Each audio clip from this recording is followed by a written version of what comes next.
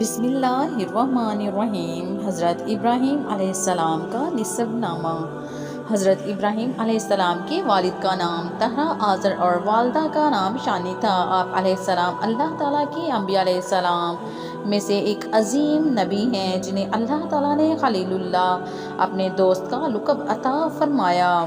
فرمان الہی ہے ترجمہ: ابراہیم علیہ السلام کو اللہ نے اپنا دوست بنا لیا۔ سورۃ النساء 4 آیت نمبر 125۔ حضرت ابراہیم علیہ السلام کا حلیہ مبارک۔ رسول اکرم صلی اللہ علیہ وسلم نے فرمایا، اگر تم ابراہیم علیہ السلام کے حلیے کو دیکھنا چاہتے ہو تو اپنے ساتھی محمد صلی اللہ علیہ وسلم کو دیکھ لو۔ بخاری عن ابن عباس رضی اللہ عنہ: رات کو خواب میں میرے پاس دو فرشتے آئے اور مجھے ایسے لمبے شخص کے پاس لے کر گزرے کہ میں ان کا قد لمبا ہونے کی وجہ سے سر نہ دیکھ سکا، اور فرشتوں نے بتایا کہ یہ ابراہیم علیہ السلام ہیں۔ بخاری عن سمرہ رضی اللہ عنہا: حضرت ابراہیم علیہ السلام کی ولادت۔ حضرت ابراہیم علیہ السلام بابل شہر میں پیدا ہوئے۔ اس وقت بابل اور خرب و جوار کے علاقوں کا بادشاہ نمرود بن کنعان تھا، جو بڑا سرکش، جابر اور متکبر حکمران تھا۔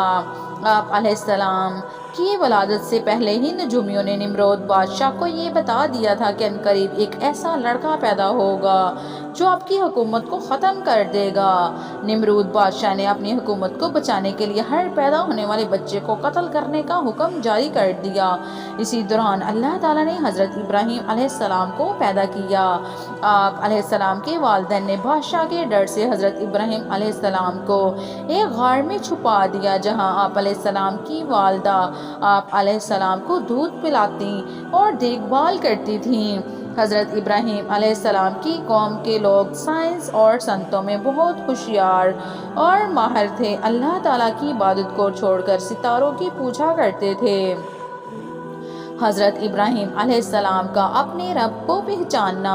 اللہ تعالیٰ کا ہر نبی فطری طور پر معصوم اور شرک سے پاک ہوا کرتا ہے، اسی لیے حضرت ابراہیم علیہ السلام بھی شرک سے پاک اور بیزار تھے۔ اللہ تعالیٰ نے بچپن ہی سے آپ علیہ السلام کو عقل سلیم اور رشد و ہدایت سے نوازا تھا۔ اللہ عز و جل نے آسمان اور زمین کی چیزوں میں حضرت ابراہیم علیہ السلام کے لیے اپنی توحید کے لیے دلائل کھول دیے، اور آسمان و زمین کی تخلیق اور ان میں موجود عجائب و غرائب کا مشاہدہ کروایا، اور ان پر یہ واضح کر دی کہ اللہ تعالیٰ کے سوا کوئی معبود نہیں۔ اسی لیے آپ علیہ السلام نے بچپن ہی میں ستارے، چاند اور سورج کا مشاہدہ کر کے اپنے حقیقی رب کو پہچان کر اس کی عبادت کرنے کا اعلان کیا، اور اللہ تعالیٰ کے علاوہ لوگ جس کی بھی پوجا کیا کرتے تھے ان سب سے نفرت کا اظہار کیا۔ فرمان الہی ہے ترجمہ: یقیناً ہم نے اس نبوت ملنے سے پہلے ابراہیم علیہ السلام کو سمجھ بوجھ عطا فرمائی تھی، اور ہم انہیں خوب جانتے تھے۔ سورۃ الانبیاء 21 آیت نمبر 51۔ اور اسی طرح ہم نے ابراہیم علیہ السلام کو آسمانوں اور زمین کی عظیم سلطنت دکھا دی تاکہ ابراہیم علیہ السلام کامل یقین کرنے والوں میں سے ہو جائے۔ پھر جب رات کی تاریکی ان پر چھا گئی تو انہوں نے ایک ستارہ دیکھا تو کہا کہ یہ میرا رب ہے، مگر جب وہ غروب ہو گیا تو کہا کہ میں غروب ہو جانے والوں کو پسند نہیں کرتا۔ پھر جب انہوں نے چاند کو چمکتا ہوا دیکھا تو فرمایا کہ یہ میرا رب ہے، لیکن جب وہ بھی غروب ہو گیا تو فرمایا اگر میرے رب نے میری رہنمائی نہ کی تو میں گمراہ لوگوں میں سے ہو جاؤں گا۔ پھر جب سورج کو چمکتا ہوا دیکھا تو فرمایا یہ میرا رب ہے، یہ تو بہت بڑا ہے۔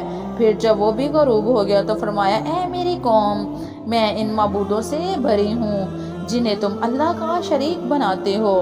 بے شک میں یکسو ہو کر اپنا رخ اس ذات کی طرف کر لیا ہے جس نے آسمانوں اور زمین کو پیدا کیا، اور میں ہرگز شرک کرنے والوں میں سے نہیں ہوں۔ سورۃ الانعام 6 آیت نمبر 75 تا 79۔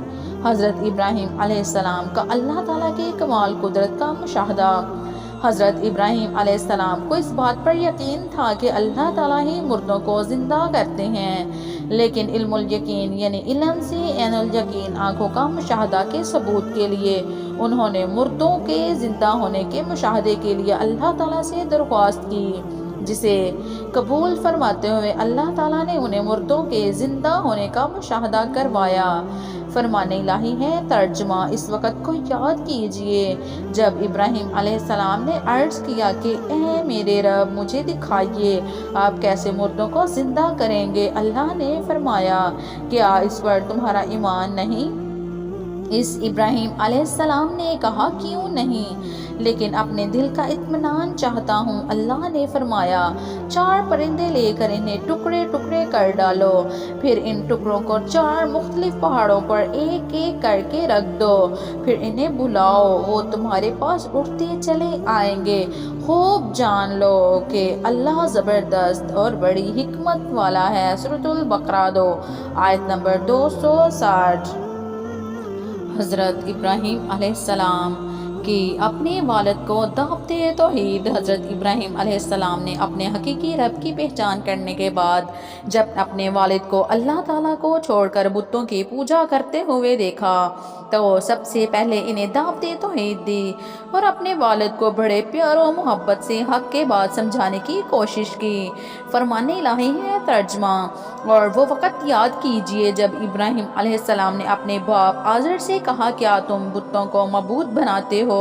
بلا شبہ میں تمہیں اور تمہاری قوم کو کھلی گمراہی میں دیکھ رہا ہوں۔ سورۃ الانعام 6 آیت نمبر 74۔ جب انہوں نے ابراہیم علیہ السلام نے اپنے باپ سے کہا، اے ابا جان، آپ ان چیزوں کی عبادت کیوں کرتے ہیں جو نہ سنتی ہیں نہ دیکھتی ہیں اور نہ ہی آپ کے کسی کام آ سکتی ہیں؟ اے ابا جان، میرے پاس وہ علم آیا ہے جو آپ کے پاس نہیں آیا، اس لیے آپ میری پیروی کریں، میں سیدھی راہ کی طرف آپ کی رہنمائی کروں گا۔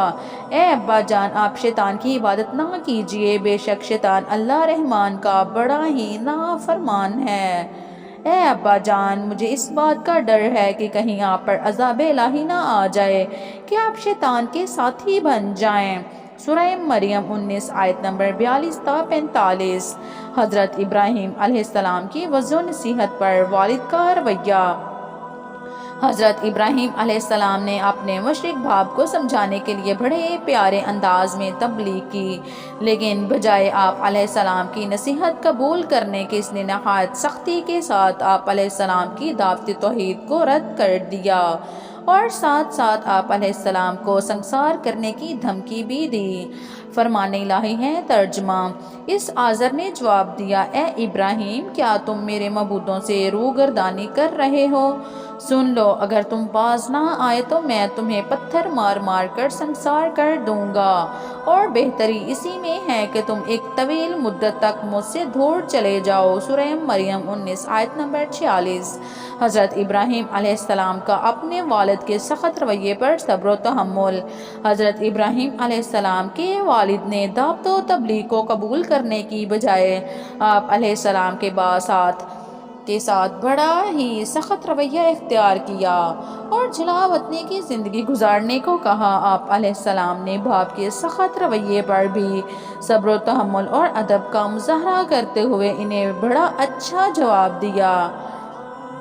فرمان الہی ہے۔ ترجمہ: ابراہیم علیہ السلام نے کہا، اے ابا جان، آپ پر سلام ہو کہ میں اپنے رب سے آپ کے لیے بخشش کی دعا مانگتا رہوں گا، بے شک وہ مجھ پر بڑا مہربان ہے۔ میں آپ کو اور ان تمام چیزوں کو چھوڑ رہا ہوں جنہیں آپ اللہ کے سوا پکارتے ہیں، اور میں تو اپنے پروردگار کو ہی پکاروں گا۔ مجھے یقین ہے کہ میں اپنے رب سے دعا مانگ کر محروم نہ رہوں گا۔ سورہ مریم 19 آیت نمبر 47 تا 48۔ حضرت ابراہیم علیہ السلام کا اپنے والد کے لیے استغفار۔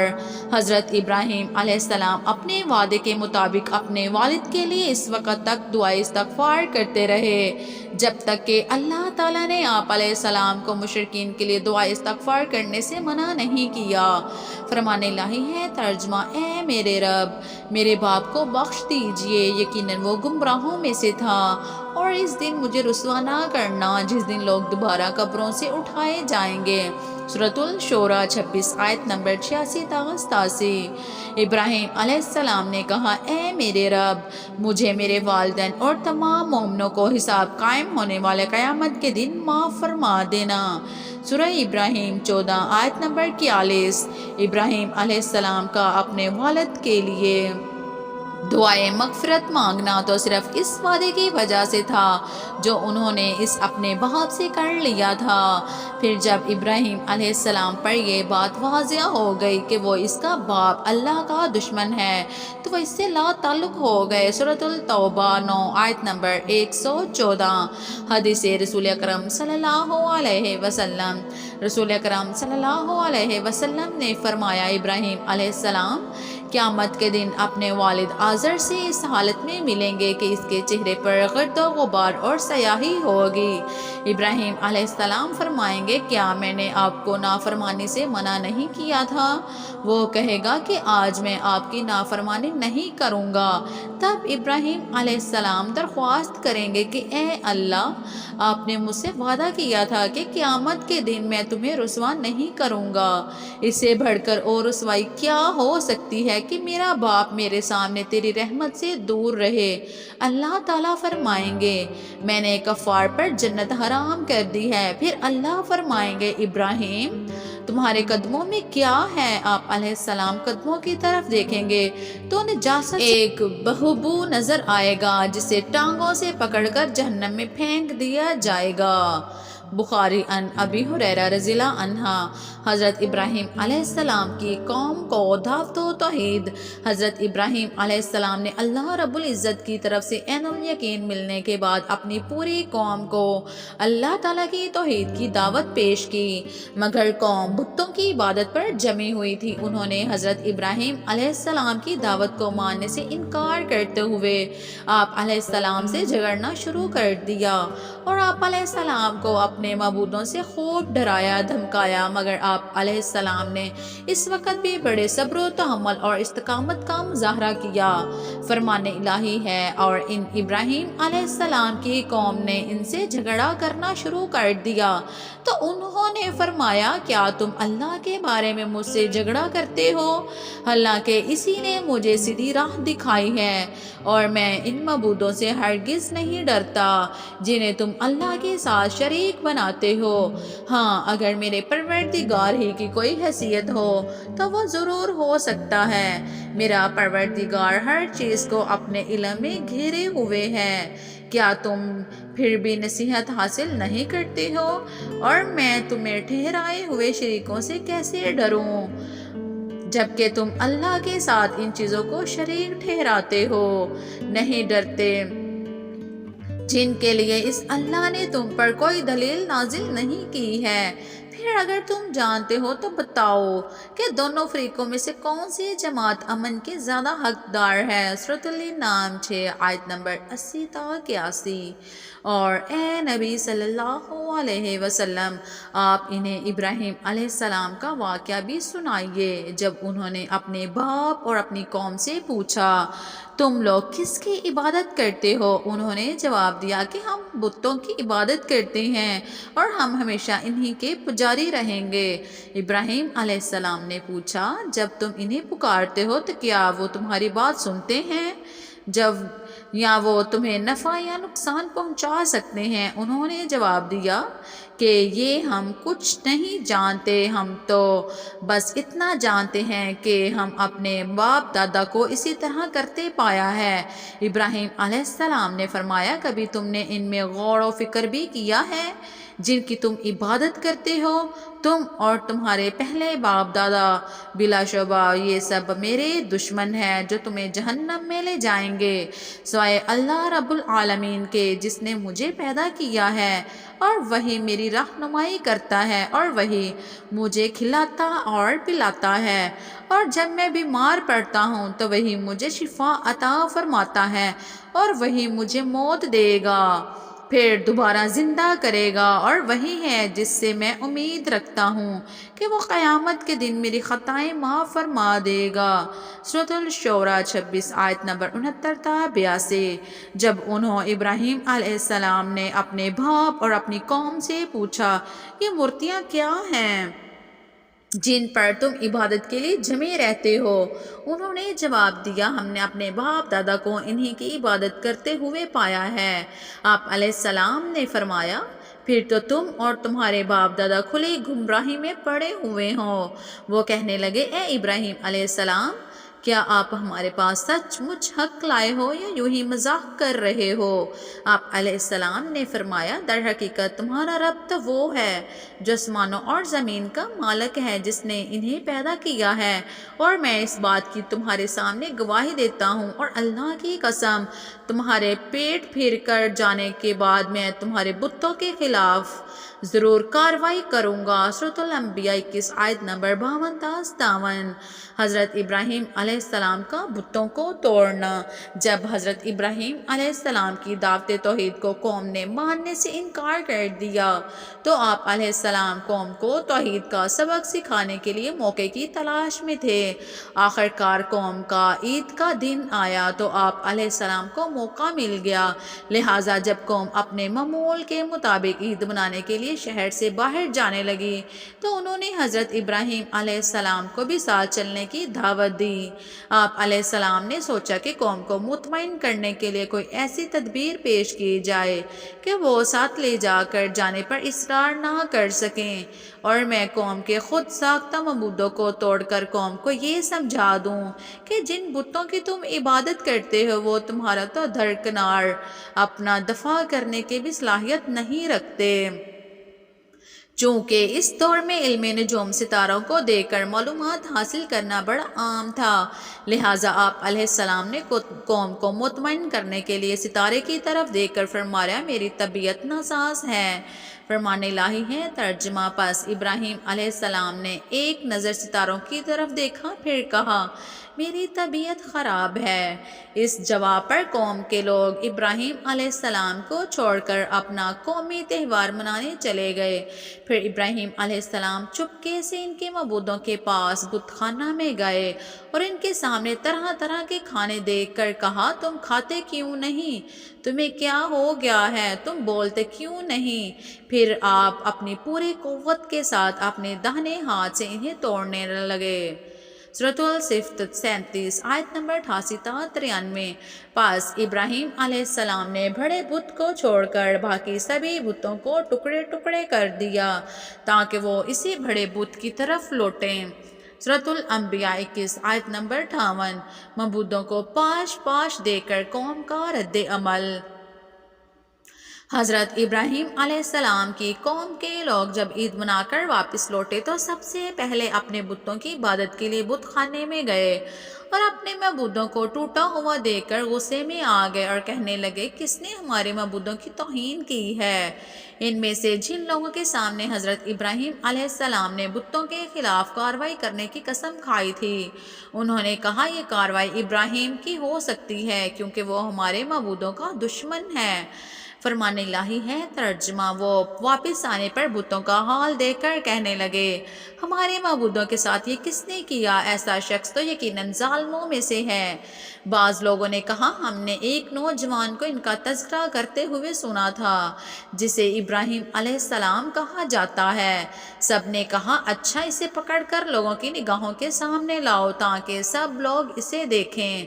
جب ابراہیم علیہ السلام آ گئے تو انہوں نے کہا، اے ابراہیم، کیا آپ نے ہمارے معبودوں کے ساتھ یہ حرکت کی ہے؟ آپ علیہ السلام نے انہیں ان کے باطل عقیدے پر شرمندہ کرنے کے لیے جواب دیا، بلکہ یہ کام ان کے بڑے نے کیا ہوگا۔ اگر یہ بت بول سکتے ہیں تو ان سے پوچھ لو۔ یہ سن کر وہ اپنے دلوں میں حق کے قائل ہو گئے اور دل میں کہنے لگے، در حقیقت تم ہی ظالم ہو۔ پھر وہ فوراً ہی اعتراف حقیقت سے مکر گئے، کہنے لگے، اے ابراہیم، تمہیں تو معلوم ہے کہ یہ بت بولتے نہیں ہیں۔ ابراہیم علیہ السلام نے کہا، کیا تم اللہ کے علاوہ ایسی چیزوں کی عبادت کرتے ہو جو نہ تو تمہیں نفع پہنچا سکتی ہیں اور نہ ہی نقصان؟ افسوس ہے تم پر اور تمہارے ان معبودوں پر جن کی تم اللہ کے سوا عبادت کرتے ہو، کیا تم عقل سے کام نہیں لیتے؟ سورۃ الانبیاء 21 آیت نمبر 59 تا 67۔ حضرت ابراہیم علیہ السلام کے خلاف انتقامی کارروائی۔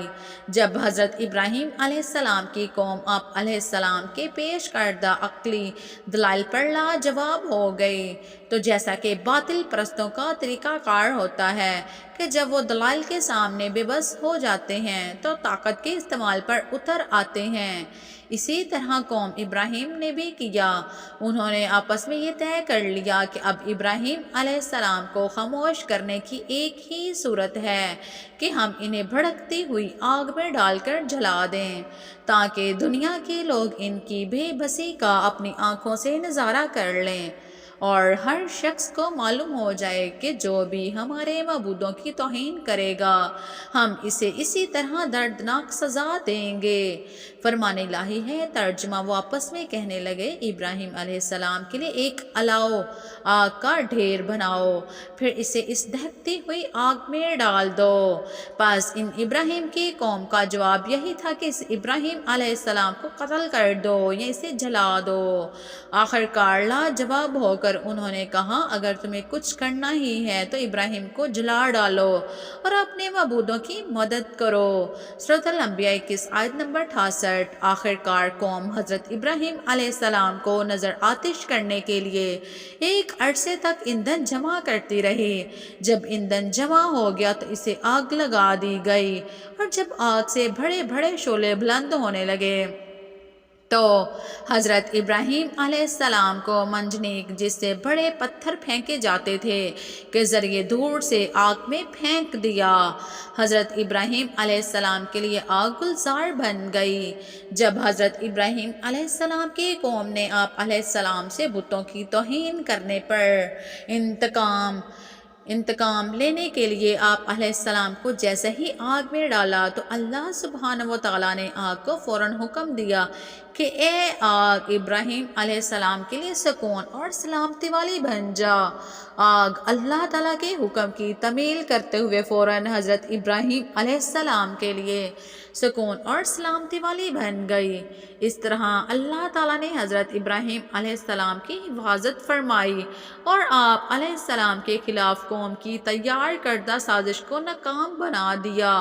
فرمان الہی ہے۔ ترجمہ۔ ہم نے فرمایا، اے آگ، تو ٹھنڈی پڑ جا اور ابراہیم علیہ السلام کے لیے سلامتی والی بن جا۔ اور انہوں نے ابراہیم علیہ السلام کا برا چاہا، لیکن ہم نے انہیں بری طرح ناکام بنا دیا۔ سورۃ الانبیاء آیت نمبر 69 تا 70۔ انہوں نے ابراہیم علیہ السلام کے خلاف ایک سازش کرنا چاہی تھی، مگر ہم نے انہی کو نیچا دکھایا۔ آخرکار اللہ نے انہیں ابراہیم علیہ السلام کو آگ سے بچا لیا۔ بے شک اس میں ایمان والوں کے لیے بہت سی نشانیاں ہیں۔ چنانچہ وہ آگ آپ علیہ السلام کے لیے گلزار آرام دہ بن گئی، اور جانداروں میں سے جس نے بھی اس آگ کو جلانے میں تعاون کیا تو اللہ تعالیٰ نے انہیں سخت سزا دی۔ احادیث رسول کریم صلی اللہ علیہ وسلم۔ جب ابراہیم علیہ السلام آگ میں ڈالے گئے تو گھرگھٹ کے علاوہ باقی تمام جانداروں نے آگ بجھانے کی کوشش کی، لیکن گھرگھٹ نے آگ کو بھڑکانے کے لیے پھونکیں ماری، اس لیے آپ علیہ السلام نے اسے مارنے کا حکم دیا۔ ابن ماجہ ان عائشہ رضی اللہ عنہا، گھرگھٹ کو جہاں بھی دیکھو مار دو، کیونکہ اس نے ابراہیم علیہ السلام کو جلانے کے لیے بھڑکائی گئی آگ کو تیز کرنے کے لیے پھونکیں ماری تھیں۔ جو ایک ضرب کے ساتھ گھرگھٹ کو مار ڈالے اس کے لیے 100 نیکیاں لکھ دی جاتی ہیں، جو دوسری چوٹ میں اس کے لیے اس سے کم، اور جو تیسری چوٹ میں اس کے لیے اس سے بھی کم نیکیاں لکھ دی جاتی ہیں۔ حضرت ابراہیم علیہ السلام نے آگ میں ڈالے جانے سے پہلے یہ کلمات پڑھے تھے، حسبنا اللہ و نعم الوکیل۔ ترجمہ۔ ہمارے اللہ ہی ہمارے لیے کافی ہیں اور وہ وہی بہترین کارساز ہیں۔ غزوہ احد اور غزوہ خندق کے موقع پر آپ صلی اللہ علیہ وسلم کو جب دشمنوں نے دھمکی دی کہ تمام لوگ آپ صلی اللہ علیہ وسلم کے خلاف جمع ہو چکے ہیں، تو آپ صلی اللہ علیہ وسلم نے بھی یہی کلمات پڑھے تھے اور صحابہ رضی اللہ عنہ کو بھی یہی پڑھنے کی تلقین کی۔ وضاحت: جب انسان کسی بھی مشکل میں پھنس جائے تو مدرجہ والا کلمات پڑھے، اللہ تعالیٰ کی فضل و کرم سے اسے مصیبت سے چھٹکارا مل جائے گا۔ پڑھیے ترجمۃ التفسیر العمران 3 آیت نمبر 173 تا 174۔ حضرت ابراہیم علیہ السلام کا نمرود بادشاہ سے مکالمہ۔ جب ابراہیم علیہ السلام کو اللہ تعالیٰ نے قوم کی سازش سے بچا لیا تو نمرود بادشاہ کو اس بارے میں بڑی تشویش ہوئی۔